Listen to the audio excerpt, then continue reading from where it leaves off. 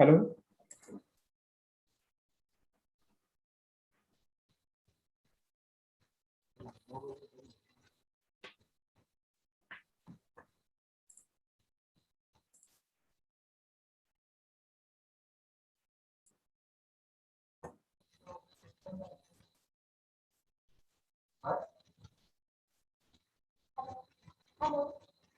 हा प्रगती, आवाज येतोय.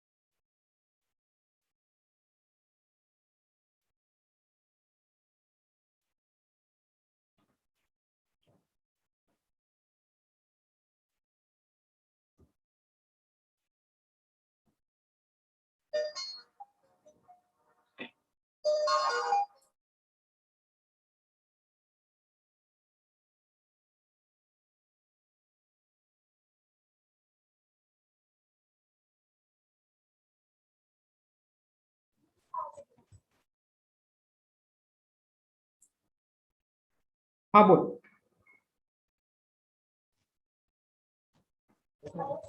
हा येतोय.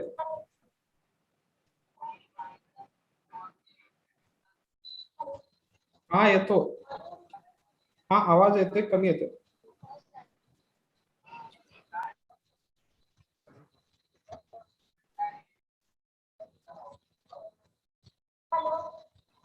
हॅलो, आवाज येतोय प्रगती. Hello.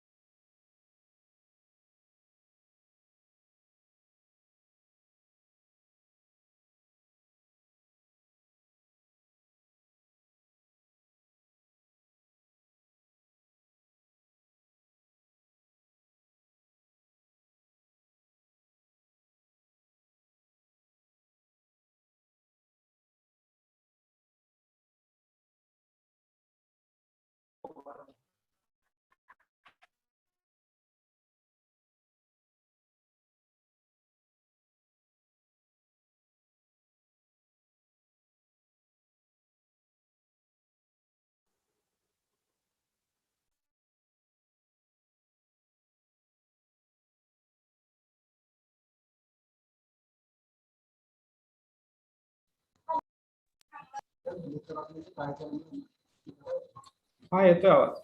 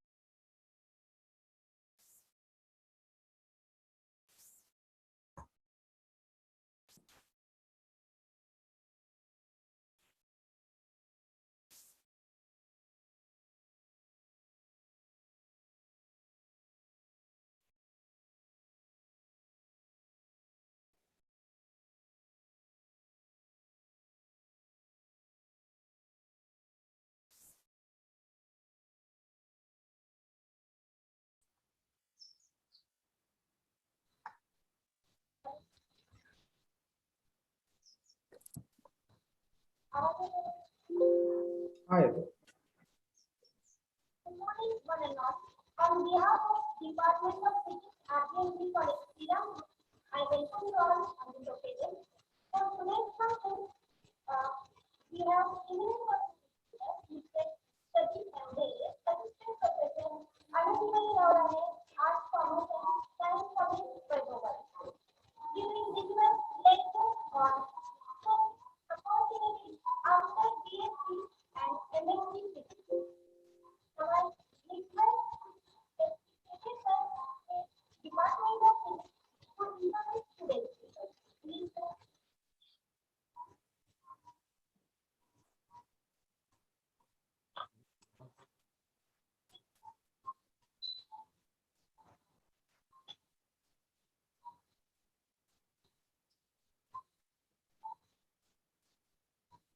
Good morning, one and all.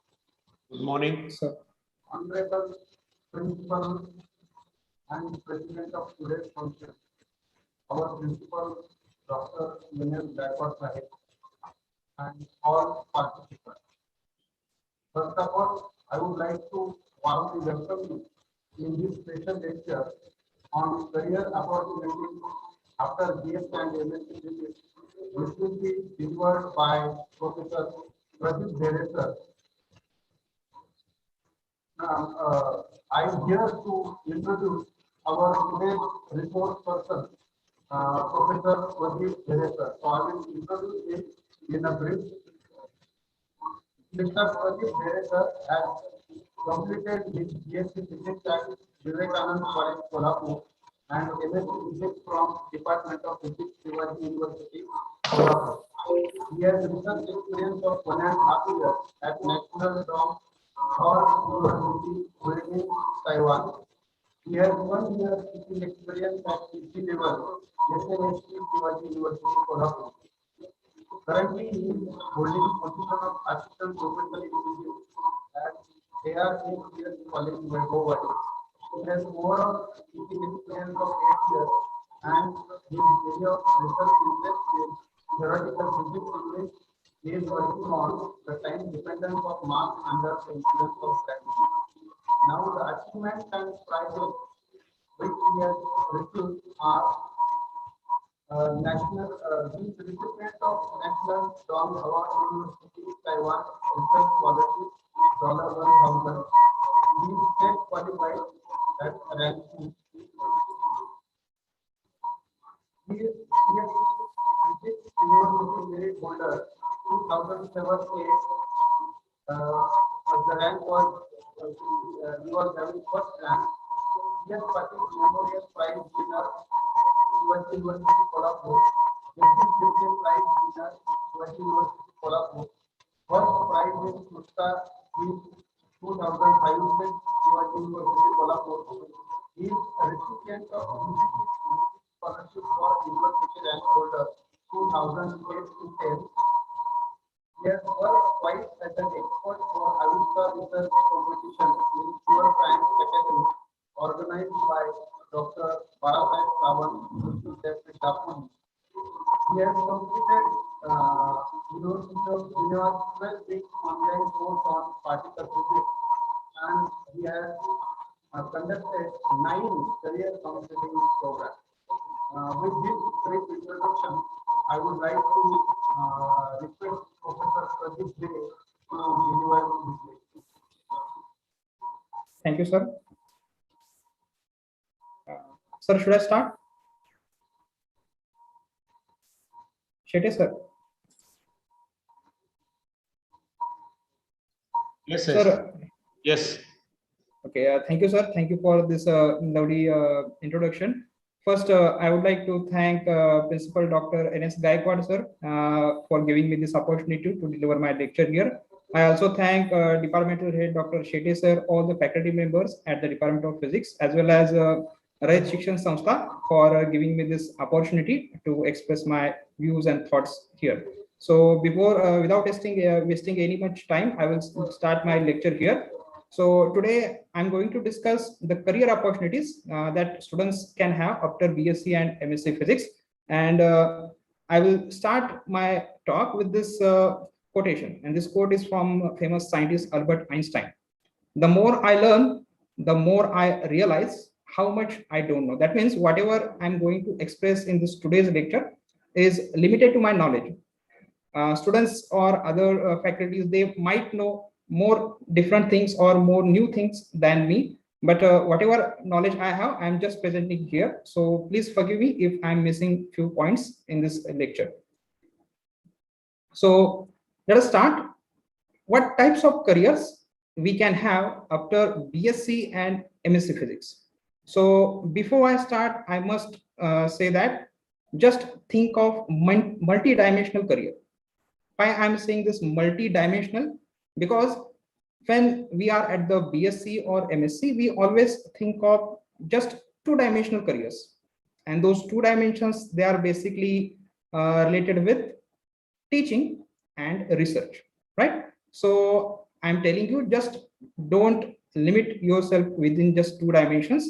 Think multi-dimension and think all possible aspects that you can succeed at. So what are the careers that you can pursue after BSc or MSc Physics? So I have just made a few points here. For example, you can pursue your career in academics. You can have your career in scientific or research career. You can make your career in the defense or medical field, industrial field, or competitive examinations like MPSC, UPSC, banking or insurance sector, Indian Railways or Indian Post. So there are so many opportunities that you have after completing your BSc or MSc Physics. So we will start or we will discuss one by one, right? So as I mentioned, during your BSc or MSc, you always, most of you always think to be a teacher. Teacher is called as a nation builder, right? So some of you might be dreaming to become a teacher in future, right? So becoming a teacher is not as easy as you may think, because there are different types of teacher. Either you are going to be a high school teacher, school teacher, or a junior college teacher or senior college teacher, right? So after BSc Physics, if you want to become a junior college teacher, then this is the path. After BSc Physics, you must clear the university entrance examination. You will be enrolled to MSc Physics program, and after MSc Physics, you can have this B.Ed qualification with you. And with this qualification, you can join as a junior college teacher, where you have to serve as a Shikshan Sevak for 3 years, and after which you will be placed, right? So this is general path for becoming a junior college teacher. Or you can also think of becoming a tutor, or you can have your own private classes, because you know the private classes, they are making a lot of money because there are a lot of students who require classes or tutoring. So either you can go for online tutoring, or you can have your own private classes. That is just after MSc Physics, you can just start your own classes, or after MSc Physics and B.Ed, you can just join as a junior college teacher, right? So this is one way of becoming a teacher at junior college. The other way, you may think of becoming a lecturer at senior college or lecturer at university. So for that, you just require little more effort. For example, the track is same. First, you need to have BSc Physics, just give the university entrance examination. And after completing your MSc, you must have any one of these. Either you should have PhD, either you should have national eligibility test, NET, or state eligibility test. Either you should have one of the qualification, PhD, NET, or SET, right? So that you will be eligible to join as a senior college lecturer. If you want to join university, then you must have PhD. That means only SET or NET will not be sufficient if you want to be a lecturer at university. If you want to be a lecturer at senior college, then any one of the qualification is sufficient, MSc plus PhD, NET, or SET. Or if you want to join university lecturer, then you must have MSc Physics, plus you must have PhD, as well as you must have good number of research publications. And if you don't want to have this, you can also have your private classes for SETNET or GATE examinations and other 11th as well as 12th. You can also do that job also. So this is basically the track that we see when we are at the stage of BSc or MSc. There is one more option in the teaching, and that option is given by MPSc. this is the Maharashtra Public Service Commission. They provide this option, that is direct recruitment, right? So earlier the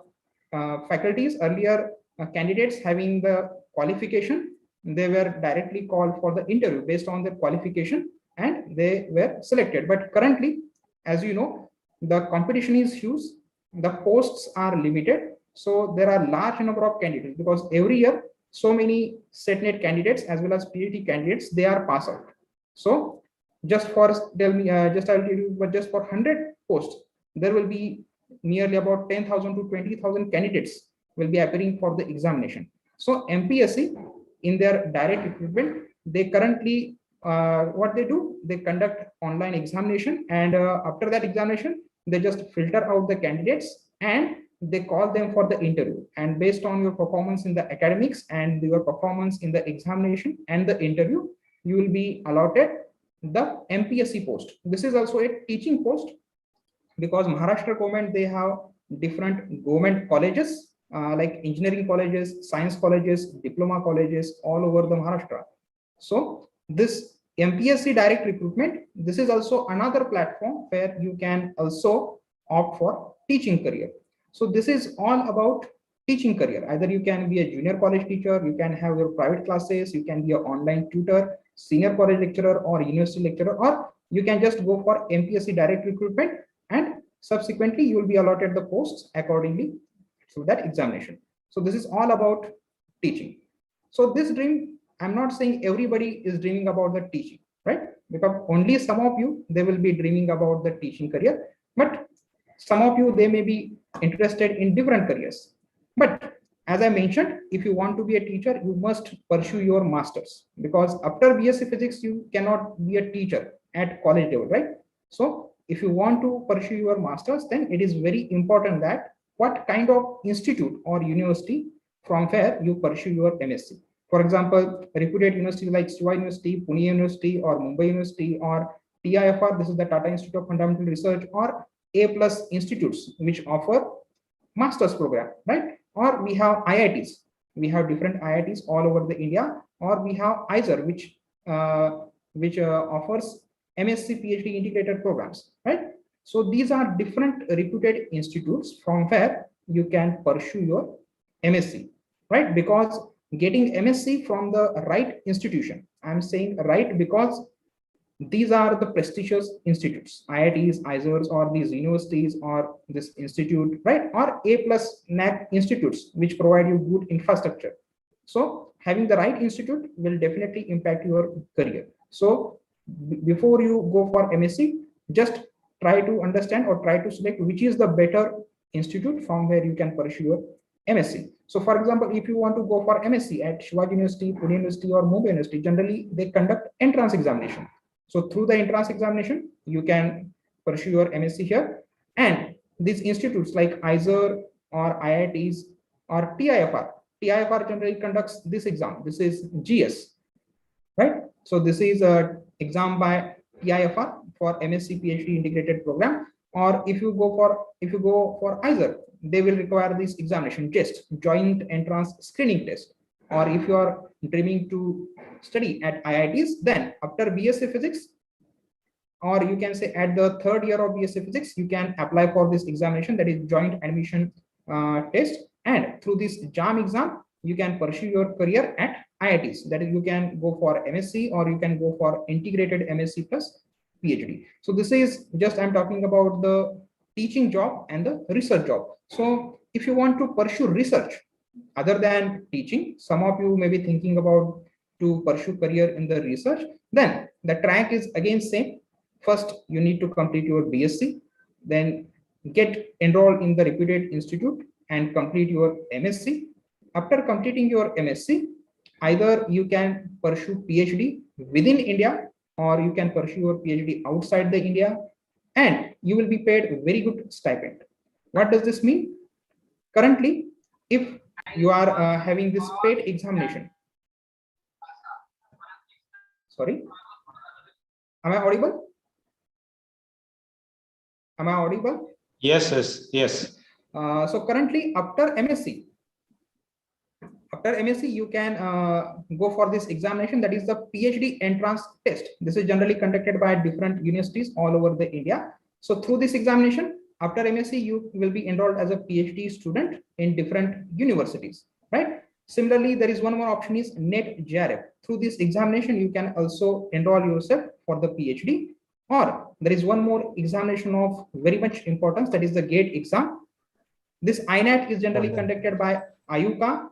This TIFR is conducted by Tata Institute of Fundamental Research GS exam. So these examinations you can give after MSc Physics, and through these examinations you will be enrolled in those reputed institutes and you will be provided a very good stipend. Currently, I think the stipend is around 36,000, including your HRA. So if you are candidate having NET JRF or GATE or qualified any other exam of that institute, then you will be provided a very good stipend during your PhD. So after MSc, you can pursue your career in the research. You can have research in so many things. I have just mentioned few here. I will tell you, you can pursue your career in more than thousands of fields in physics. There are so many which I haven't mentioned here. These are the general trends all over the India that I have mentioned here. So you can go for this examination. INAT is conducted by IUCA if you want to pursue your PhD at IUCA Pune, right? And this NET JRF, you can go all over India for PhD through different universities. The important is this GATE exam. I will tell you, this GATE exam is very much important because if you qualify this examination, then you will have multiple options, not only just PhD that we will talk later. This GATE examination, if you are in the MSc Physics, then try to focus or try to qualify this GATE examination with very good score, because this GATE examination, just forget about all other examinations, because the GATE examination conducted by IIT, it will provide you most of the options other than PhD that we will discuss in our next slide, right? Now, some of you may be thinking to go abroad.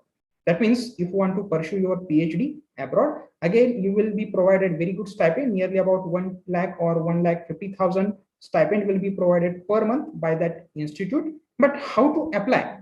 If you want to complete your PhD or if you want to apply for PhD programs abroad, then what is the track?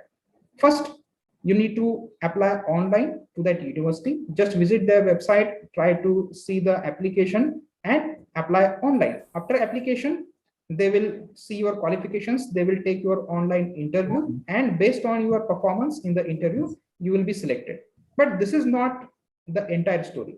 Along with your selection, you must consider these examinations.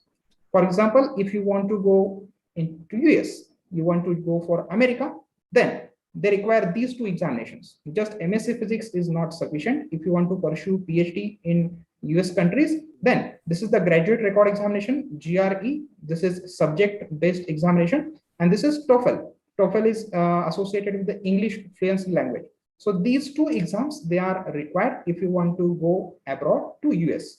If you want to go for European countries, or if you want to join New Zealand or Australia, these countries, the countries which were ruled by England or British, they require this exam.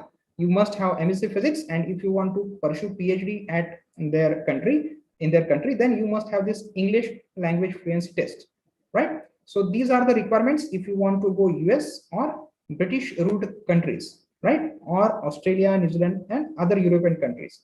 But there are few countries like Taiwan or like South Korea, Japan, or China, or any other Asian countries.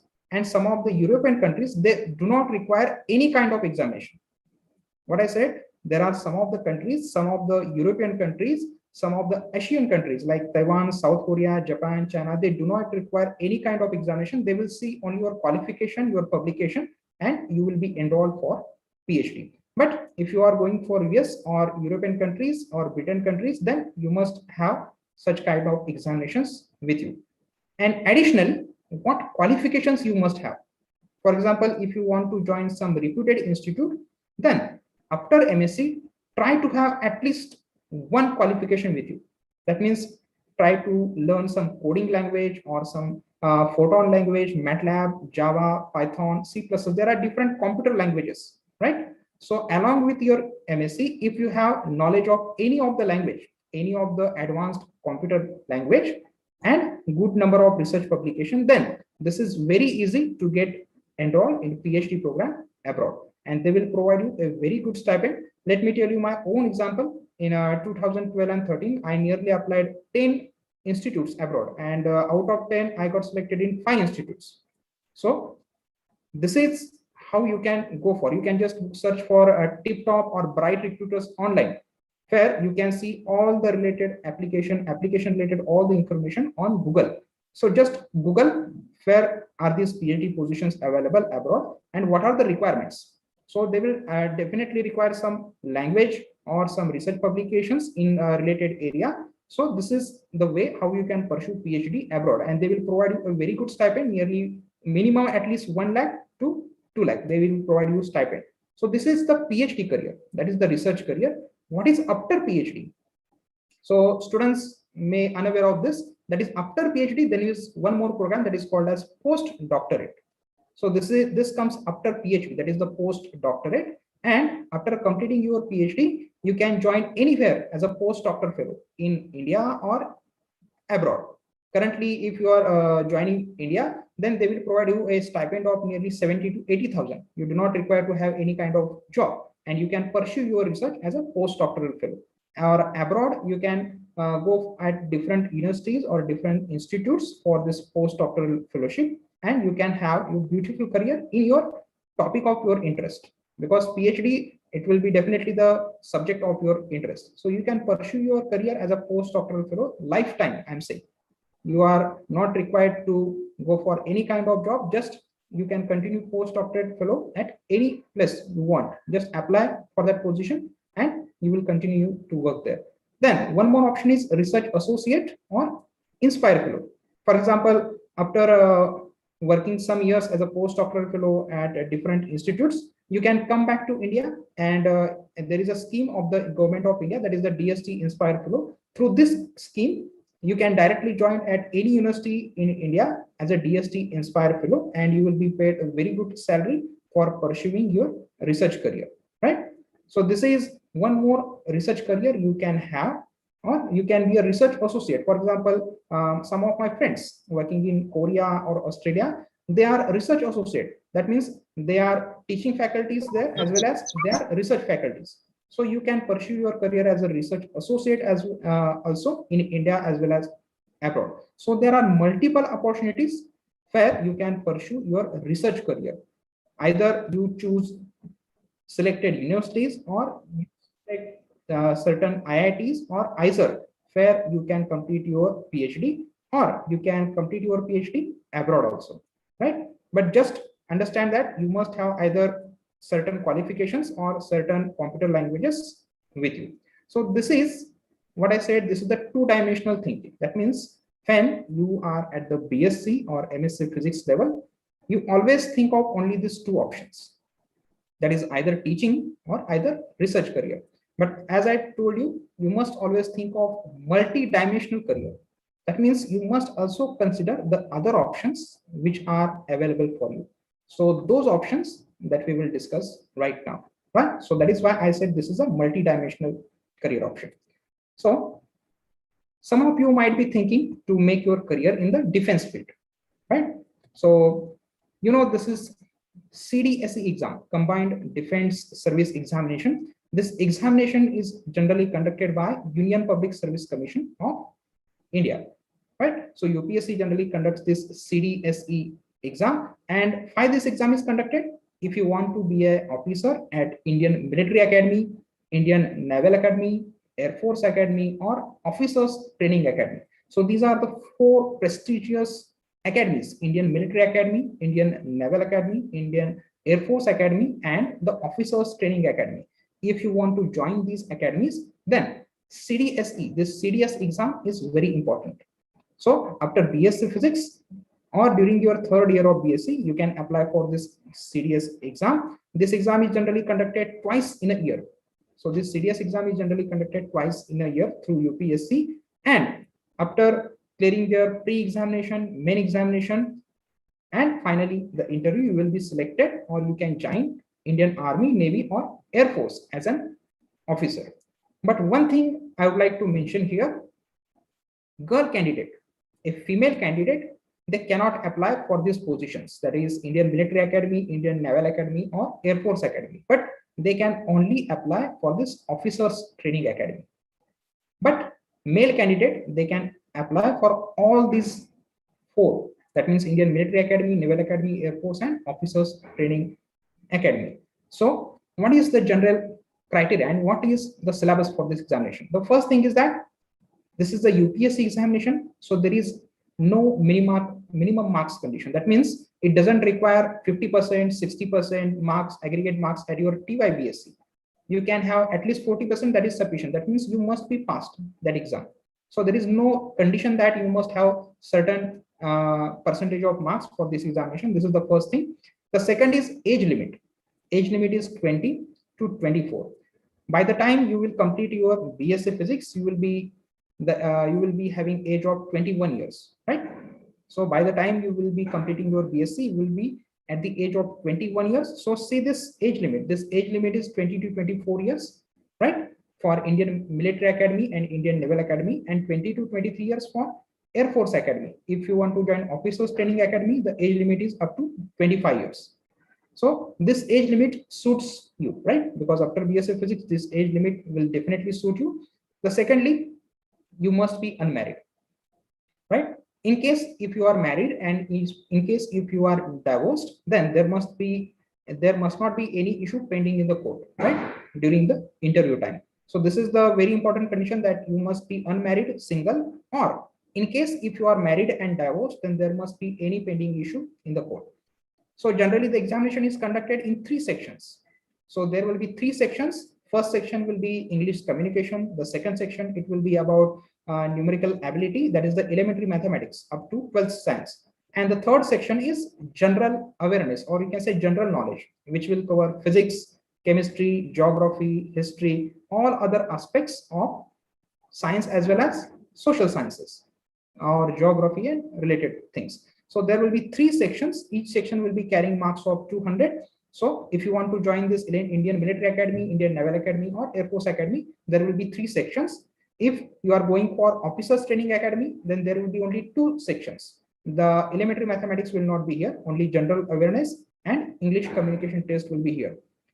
As I already saw some of your photos of your college, and I saw some of the NCC candidates practicing there, right? So if you are an NCC candidate and you have this C certificate with you, if you are NCC candidate having C certificate with you, then you need not need to go for this examination. Just you can directly apply for the SSB interview, and only your interview will be there and your selection will be there. That means either you can go through this CDS examination. Those who are not having this NCCC certificate, they have to go through this CDS examination. They will have written examination, and after that they will have to face this interview, and there will be selection and the training program.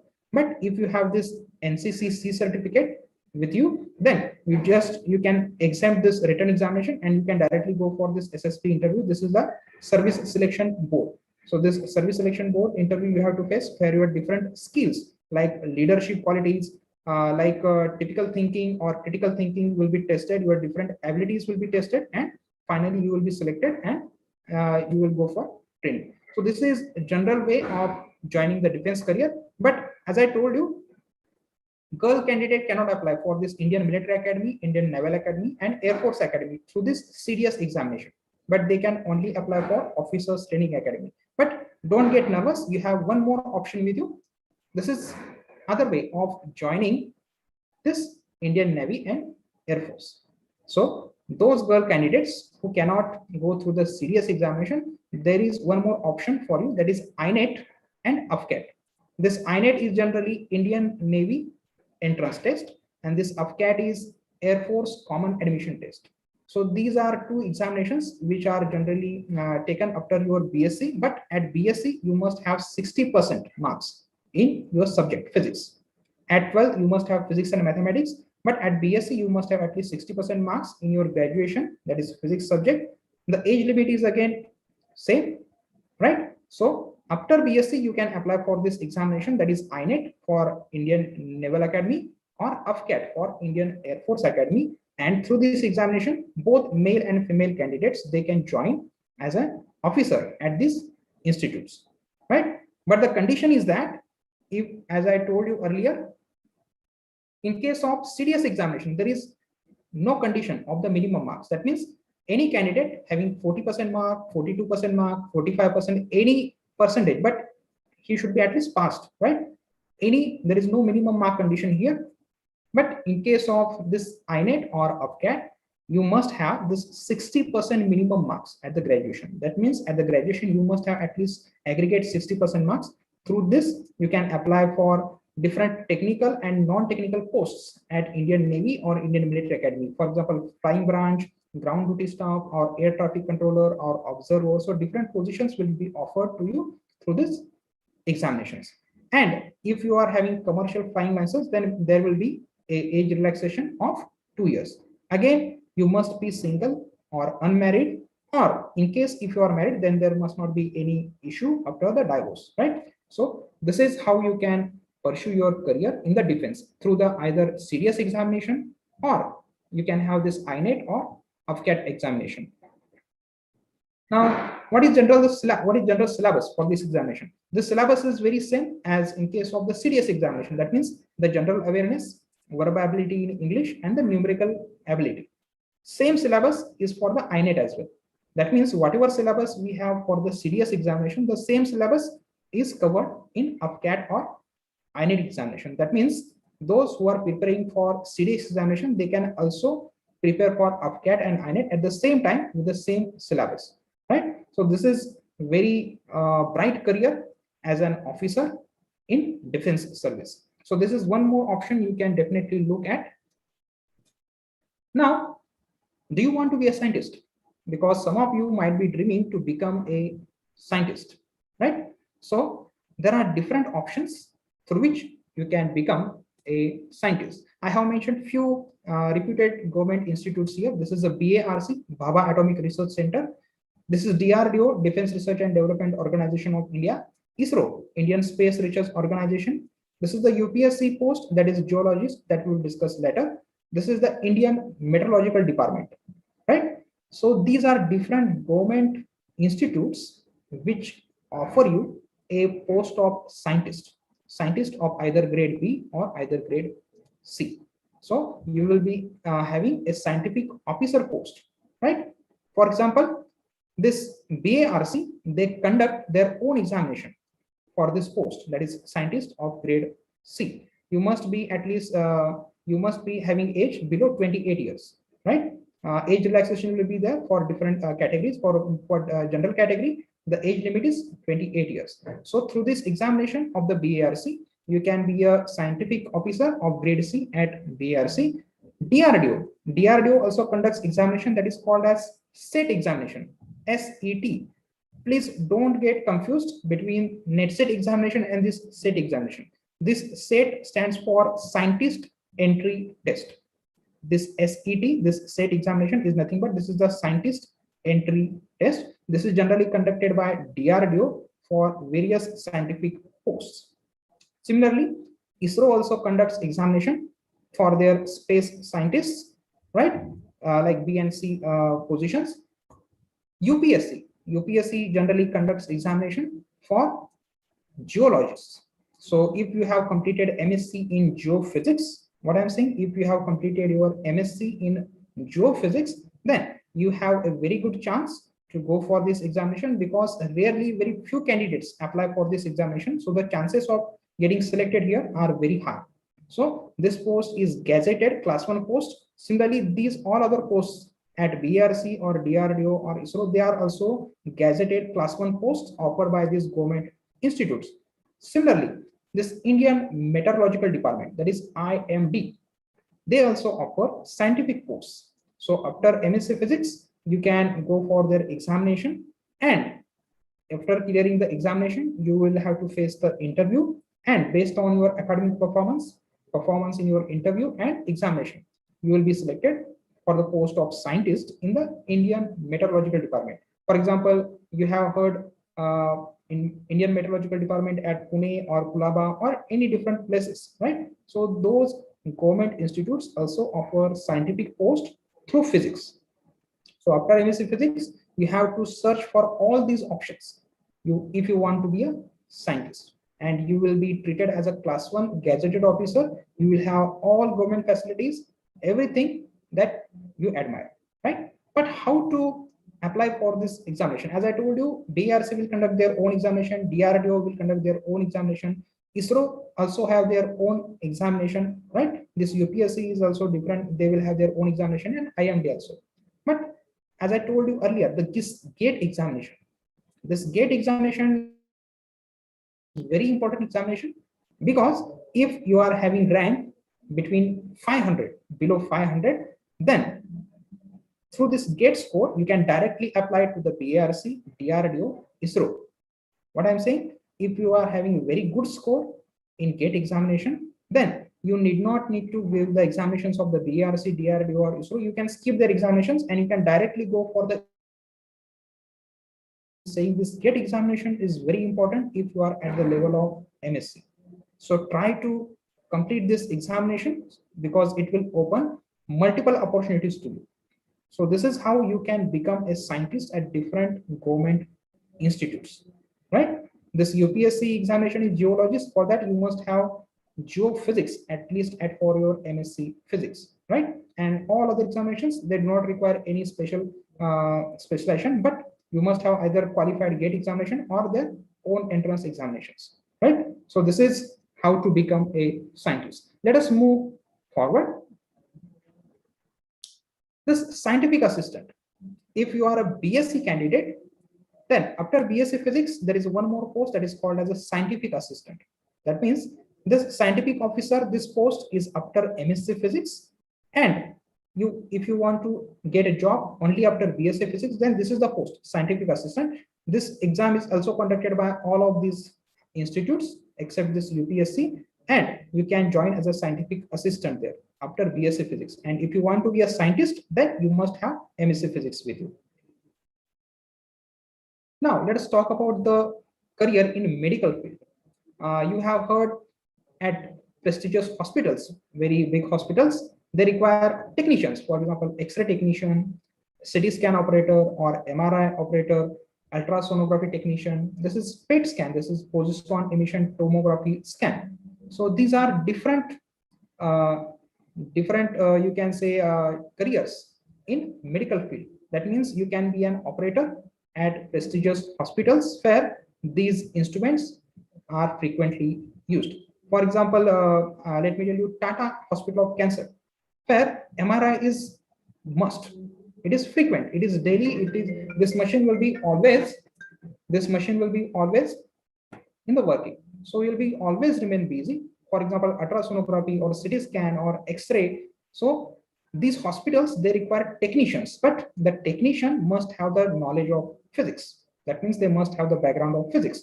So if you want to join this career, how you can do that?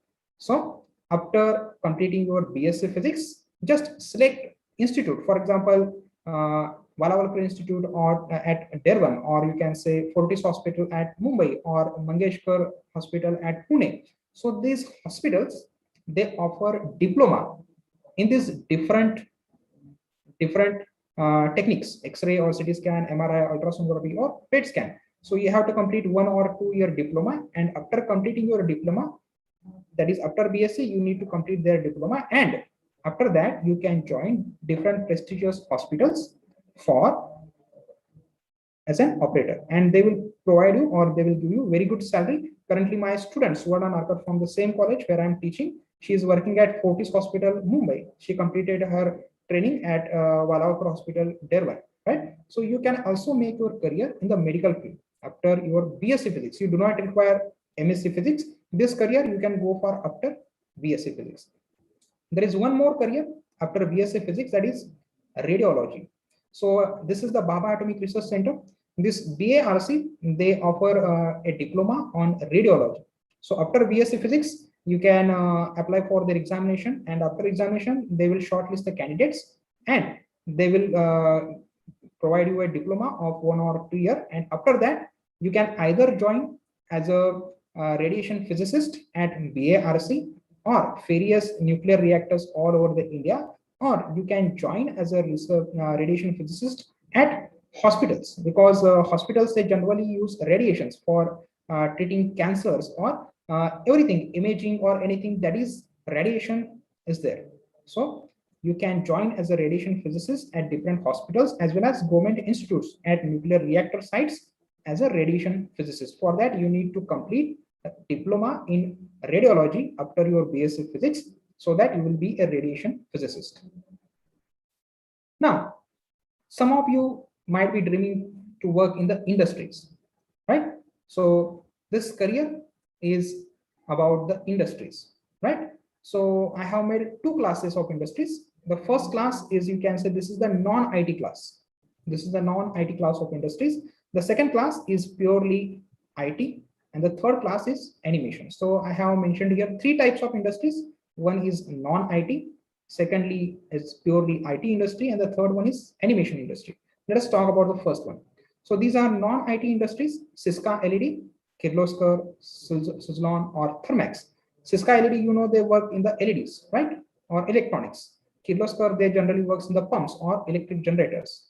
The Suzlon, they works in the windmills, that is the windmill construction and fabrication. This Thermax, this generally works in the energy and environment. So these non-IT industries, what they generally do, they just inform the universities that they are going to conduct job mela, and university will inform your college, accredited colleges, where you have to go for the job mela. You will have some written examination. They will check your qualification, and if you are shortlisted in the examination, your interview will be taken, and after interview they will provide you some training program of 6 months or 1 year, and they will hire you in their companies. So these are the non-IT companies. Some of the companies, they do not require any kind of training. After selection, they will directly hire you, but some of these, they will also require some training program. The other type is IT industries. So these are the IT industries that we are talking about. TCS, that is the Tata Consultation Services, Infosys, Wipro, Syntel, different BPO, that is business process outsourcing, Sudhar. So these are IT industries, and how you can go for these industries. So for that, after BSc, you require additional qualification, and what qualification that we will discuss in our next slide. One more career is animation industries. That means you might have seen some of the movies. I have shown pictures here. For example, you are seeing Bahubali, or if you are seeing animated cartoon movies, right? While making these movies, when there are certain scenes like fight scene or some accidental scenes are there, then those things, they require animations, and those animations must follow the laws of physics. That means if you are viewing a Hollywood movie, then those scenes, they look natural because they always follow the laws of physics, right? So animation industry also requires physicists, because physicists know the impact or how that scene can be created according to the laws of physics, right? So this animation industry, this will also offer you a bright career in industry. So for that, after BSc physics, you must have completed animation diploma from any reputed college, might be in the Mumbai or might be in the Pune, right? So after BSc physics, just complete your diploma. You must have an internship program at some film industries or film institutes, right, or film cities. After diploma, you must go for internship program, and after that, you can pursue your career in the animation industry. And since you are a physicist, you will be able to give a very right and very natural effect in the animation. So physicists are also required while making the movies, right? So let us talk some detail about that. That means this is the general traditional method. That is, they will ask for your campus interviews, where you will have to face written examination. In the written examination, they will ask you, they will ask questions on the communication skills, logical reasoning, aptitude test, academic performance, right? And after that, they will take your interview, and your selection will be there, and training program will be there. And after successful completion of all this, there will be a placement. This is the traditional method that usually these companies, they were following in the past. Currently, currently some of the companies, they are not providing any training program because they want candidate already trained, right? So for example, as I mentioned, if you want to go for these IT industries, if you want to pursue your career in these IT industries, then what qualification you must have? For example, if you are going for TCS, or if you are going in the Wipro or Centel or Infosys, then after BSc Physics, you must have masters in computer application. So this is the required qualification if you want to join the IT industries. So after BSc Physics, you can complete your MCA. Why I'm saying that? Because at BSc level, you have very good knowledge of computers, right? Because you have some practicals on computers also. So you are already familiar with the computer. So you can pursue your career in the IT industries after completing this MCA. Some of friends, they are already working in some IT industries in Pune, right? This MBA, it will provide you a job of HR in the same countries, same IT countries. You can also be a sales executive or HR manager, or you can take any other post, right? So after BSc Physics, if you complete your MBA, then you can have those options also with you. And as I mentioned, for animation effects, you must go for some diploma program after your BSc Physics at some reputed institute. You must have some internship program with some film cities, film industries, and after that, you can make your career in the animation industry where the physicists are required to take the effect, right? So this is all about the industries, but my suggestion is that only people who can bear the pressure join this IT industry, because IT industries, they will always have pressure on your work. They will always have some pressure on you to show your performance. Otherwise, your job will be lost, right? So only those candidates who are capable of handling such kind of situations,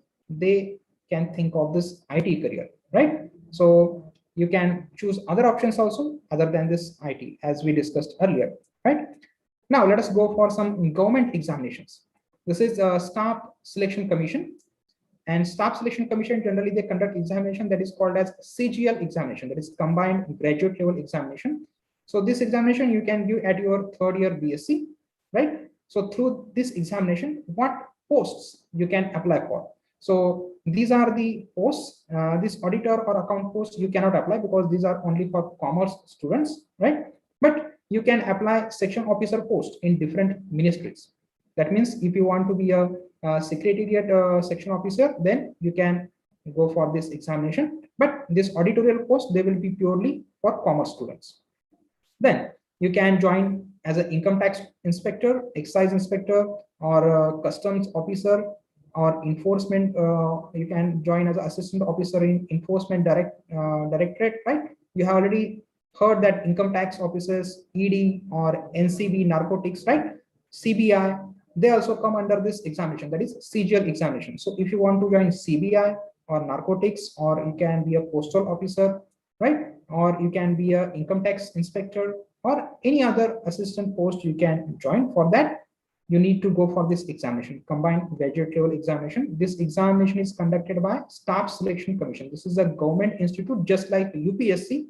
Just like UPSC, this is a central government institute, that is Staff Selection Commission, which offers different opportunities for you after your BSc Physics. So you can also think of these examinations also, right? And how this examination is conducted? So generally, different posts require different age limits. So there are different age limits for different posts. There are 4 stages. The first will be a written exam where candidates will be shortlisted. In the second step, there will be 4 papers. You have to attempt 4 papers, after which you can, again, candidates will be shortlisted. In the third step, your skills will be tested. You will be given descriptive work, and from this third step, few candidates, they will be shortlisted for this step number 4, where your communication skill, your leadership qualities, your group discussion skills, other things will be tested. Your computer skill will be also tested, and finally you have your final result and post allotment. So if you want to go for this different departments, right, or if you want to join this NCB or ED or income tax office, postal inspector or narcotics, any other, right, or section officer in different ministry officers, Then this is the examination, that is combined graduate level examination provided by Staff Selection Commission, and there will be 4 stages through which you have to go, and you will be selected as an officer in those offices, right? So this is about SSC. Now what is about UPSC? Because not everyone, but some of you will be thinking to become an officer, IAS officer or IPS officer or IFS officer and other things, right? IFS, there are 2 types, that means Indian Forest Service and Indian Foreign Service. So IFS is Indian Foreign Service, and there is one more type is Indian Forest Service, right? So generally UPSC every year conducts examination for this various prestigious posts, right? Nearly 900 to 1000 posts are there every year. The age limit is 32 years for general category. There is no condition of minimum marks. That means any candidate who has completed his graduation with minimum marks, at least 40%, 42% is eligible to apply for any of these posts. The general pattern is first you have to clear pre-examination, then there will be main examination followed by interview, and there will be final result, right? So this career in UPSC is very huge. But one more thing that I would like to mention here, that is, when you are preparing for this examination, you must understand what is the scope of this examination and with whom you have to compete. For example, in India, every year, nearly 30 lakh students, they apply for this UPSC examination. I'm saying 30 lakh students applying for UPSC examination, and posts are nearly 900 to 1000. That means if you see the ratio, per 3000 students, only one candidate will be selected. So see the competition. If you are going for UPSC, per 3000 students, only one candidate will be selected. So this is the ratio, 3:1. So this examination is really tough. It requires a lot of patience, a lot of study and hard work. But the final output is absolutely fabulous. So before you prepare for this UPSC, you must understand different conditions, different pressure handling situations, so that you will be able to crack this examination. But the ratio, as I told you, 3:1. That means one candidate will be selected for 3000 candidates. So, but this is one of the prestigious examination that will offer you different administrative posts as well as police posts or officers posts. The other is MPSC. As all we know, these are the different posts offered by MPSC, Deputy Collector or Tahsildar or CEO or Superintendent of State Excise Department, and so many other offices or so many other posts. Class 1 and Class 2 posts, these are generally offered by MPSC. Again, the pattern is same. First, you have to qualify their pre-examination, then there will be mains examination, and finally, there will be an interview and placement. So this examination also has huge competition. Nearly 5 lakh students every year. 5 lakh students every year appear for this examination, right? And posts are nearly 100 to 200. So you can just calculate the ratio, right? So these are also prestigious jobs, but they have a lot of competition, right? But I'm not discouraging you. I'm just giving you the view that with whom you are going to compete.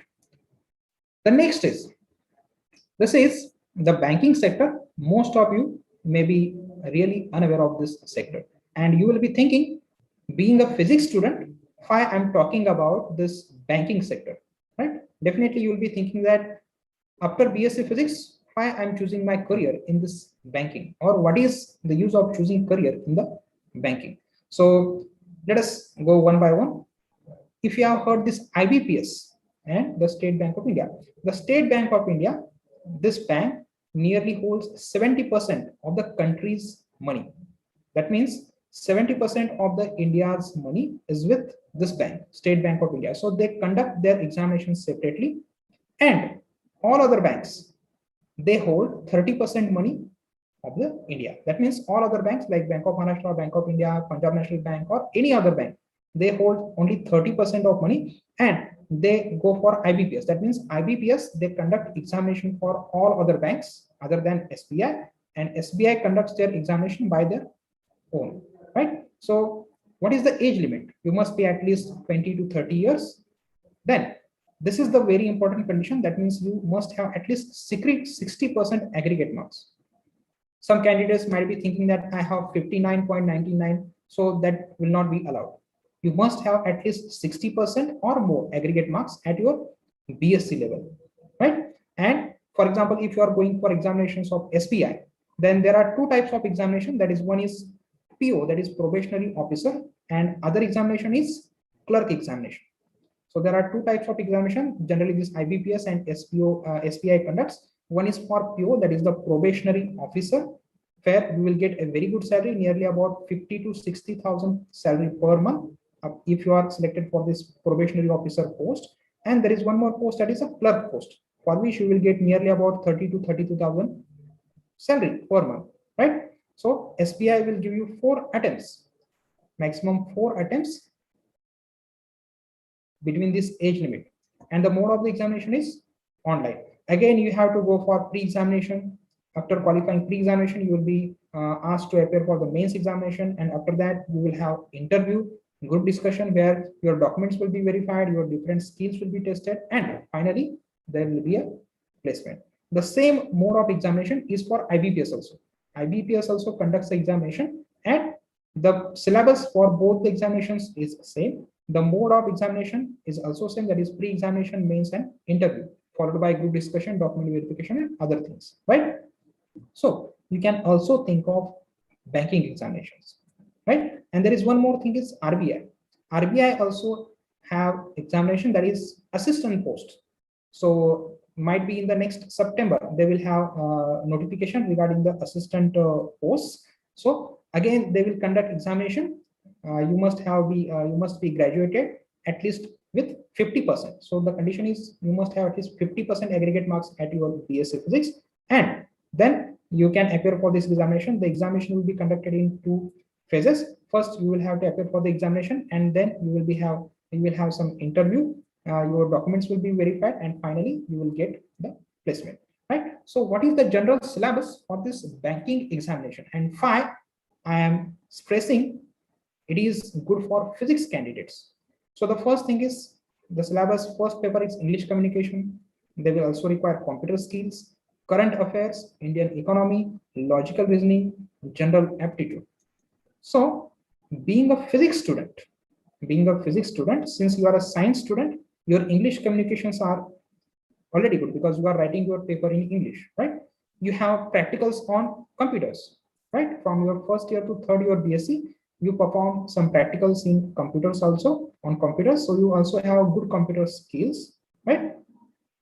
You also have a very good current affair knowledge. Since you have mathematical background, because physics is having 50% of mathematical background, so you also have a very good logical and reasoning ability, as well as you have very good general aptitude ability. So out of six, you already have 5 qualifications with you. The only thing is Indian economy that you have to only study, but rest of the skills you are already having at your BSc level. So there is no other syllabus like history, geography, or any other vast syllabus like MPSC or UPSC. But you just require these basic skills and this basic knowledge. And through this examination, you will get a very good post like a probationary officer or clerk in banks. And the banking work is very simple. You have to just attend it 10 to 5. After that, you will be free. You will be working, sitting in the AC. So these jobs are very comfortable. I'm not saying that everybody should go for the banking, but those candidates who are thinking about getting jobs early, whose family situation is not good, and who are in the search of immediate jobs, then you can go for this examination, that is the banking sector. And the one more important thing is that at the time of interview, you must have the computer handling certificate. Either you should have MSCIT, or you must have computer vocational course or computer certificate course before joining this banking sector, right? Syllabus is very simple, but why I'm stressing on this? Because if you compare UPSC, as I told you, there are 30 lakh students appear every year, and there are only 900 to 1000 vacancies, right? So the ratio is 3000 as to 1. But in case of banking sector, nearly 15 lakh students, they appear every year, 15 lakh, right, 1 5. And the posts, generally the posts are nearly 10,000 to 15,000. So every year banking sector offers you 10,000 to 15,000 posts, and the number of candidates appearing for the examination, they are 15 lakh. So if you calculate the ratio is 1:100. So you need to just compete with 100 candidates to secure your post. So the competition is minimum. The syllabus is reliably simple. You already have some of these skills at your BSc level physics, right? So those candidates who are wishing to join the job very early, they can also think about this banking career, right? So that is your choice, which career you want to pursue, right? I'm just giving you the view. So if you want to know more about this banking sector, just visit this ibps.in or bankersadda.com, where you will get all related notes, all material there, and all information regarding the eligibility as well as examination dates, application dates, everything you will get here, right? Now, let us talk about the insurance sector. So LIC is the biggest insurer of our India. This comes under public sector, right? And they also offer a post that is assistant administrative officer. This is assistant administrative officer post. This post A is for engineer post. This is not suitable for you. You can apply for this AAO, that is assistant administrative officer post. And your age limit has to be 21 to 30. You will be provided, or you will be given, a very good salary. I have just taken a screenshot of the previous examination and I have put here, right? So the syllabus is again same. That means the same syllabus which you are preparing for the banking sector, the same syllabus will be asked in this examination of LIC. There is one more post called as DO, that is the development officer. This is the assistant administrative officer, for which we have the same syllabus and the qualification, age limit, everything is same, right? The one more examination that I said, DO, that is the development officer, that post, you can go for that post after completing your MBA. That means after BS Physics, just complete your MBA and you can apply for that post of development officer, right? So this is the career in insurance sector. You can also try for private insurance sector like HDFC or Reliance. If you are giving these examinations, then those companies, they will directly recruit you based on your performance in those examinations, right? So you can go for public sector or private sector. The syllabus will be the same. But finally, Indian Railways. The class 1 posts, they are recruited through UPSC. Class 1, class 2. The rest are the posts. That is a class 3, class 4 posts, that is official posts in the office. They are recruited through RRB. RRB is Railway Recruitment Board. So you just need to visit RRB in Google and you will see they will have notification at different times, and through that notification you can apply for those posts. You will have some examination, and after that you will be placed in different railway offices like station master, assistant station master, and other things, right? So for that you need to visit Railway Recruitment Board, that is class 3 and class 4 post. Similarly, Indian Post also offers few positions like station master, postal master. In the post office there are some clerical posts also. So those posts which are in the class 3 and class 4, they are generally examination conducted by India Post, and through that examination you can join there, right? Class 1 and class 2 posts are filled through the UPSC.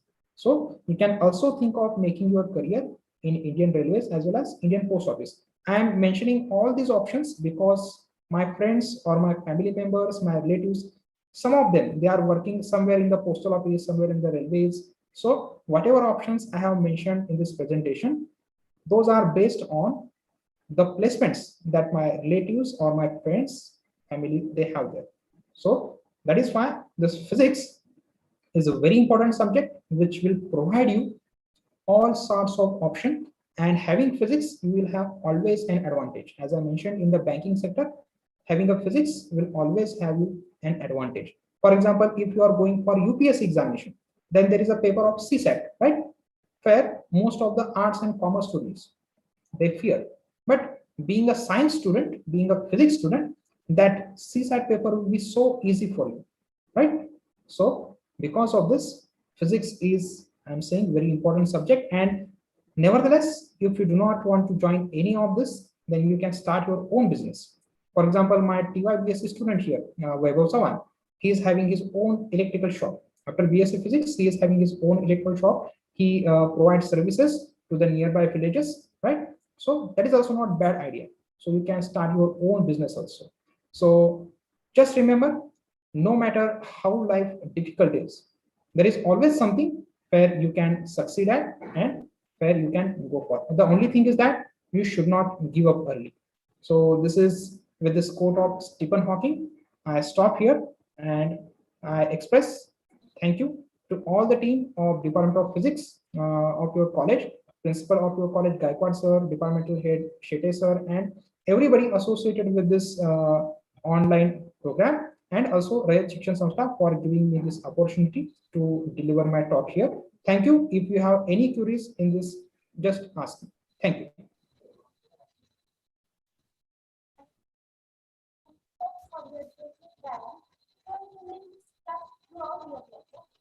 Now, students have text to drop their comments at the box so we can forward to the teacher.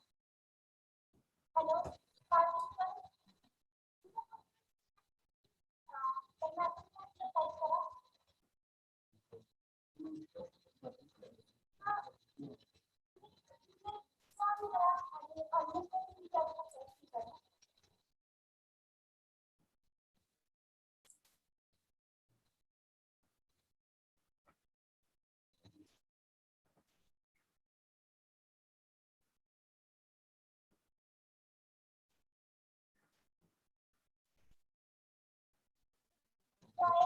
Now I will say Damini Mariam to speaker most of them.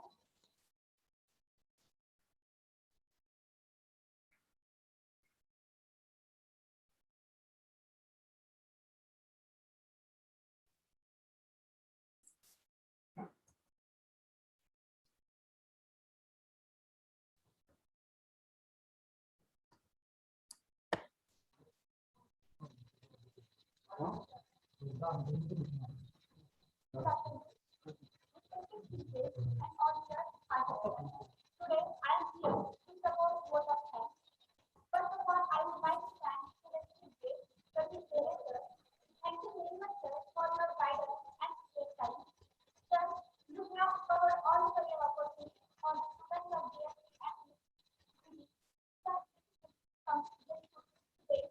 I am sure that all our participants are benefited by your shared knowledge and subject insights.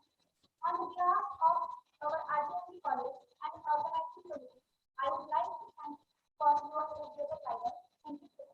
Also, I am thankful for our principal, Dr. N.S. Gaikwad sir, for his constant lecture and his permission to conduct this content lecture. I also thank Mr. Srinivas Sajjan for interpreting the again, I would like to thank IPC coordinator, Dr. C. Padrikar, and the Department of Physics,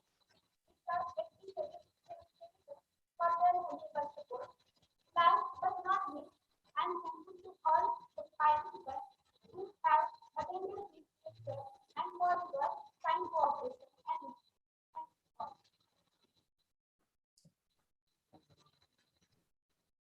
Thank you. Thank you, sir. Should I leave the meeting, sir? Yeah, it was best presentation, Dere sir. Thank you, sir. You have covered all the aspects, and it will be helpful for all the students, maybe. So Thank you, this is a right choice by the Department of Physics and right person for right work. Yeah. Thank you. So how long are you working there? 5 years, sir.